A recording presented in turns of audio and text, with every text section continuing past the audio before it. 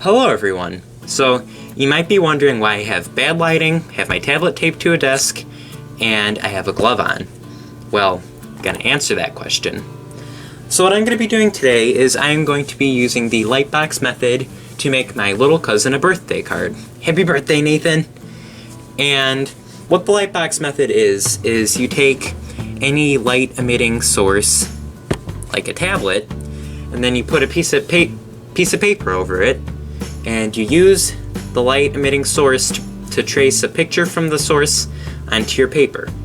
Now traditionally this is done with a traditional light box, and what a traditional light box is it's a box with a light in it, and you can put a piece of paper with a picture that you want to trace on the light box, and the light box projects the image that you want to trace onto your piece of paper. So I'm going to just basically make a light box with what I have, which is a tablet, and the reason the tablet's taped down is because it would move around if it wasn't. So I'm going to put a piece of paper over this, and let's get started with the card. Okay, so I have my piece of paper over, and I forgot to tell you what I have the glove on for.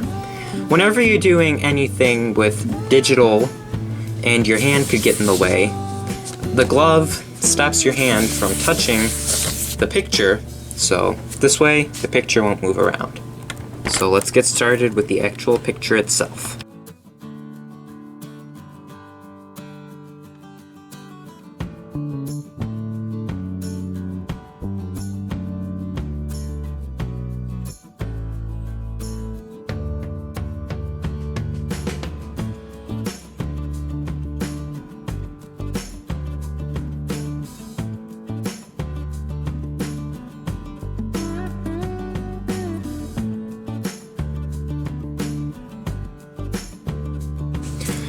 So now I'm done with the Lightbox method, and I'm just going in and I'm drawing in the details by hand.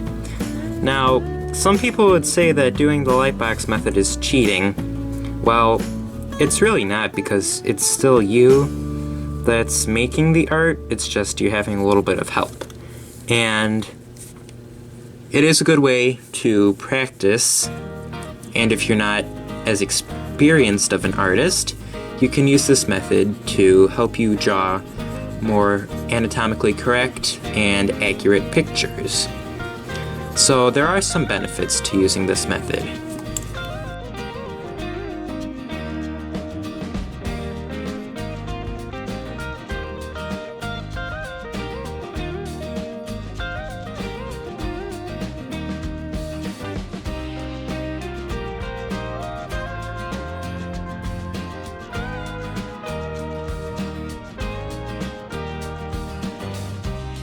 Okay, the rough sketch is done. Now I'm going to go in with a Sharpie pen.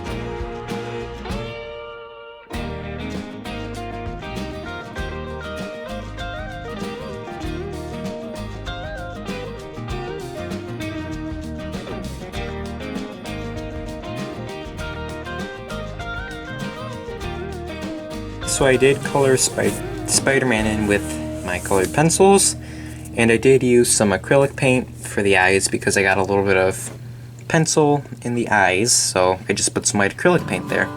So now what I'm going to do next is I'm going to put some acrylic wash in the background, and then that should finish up the card.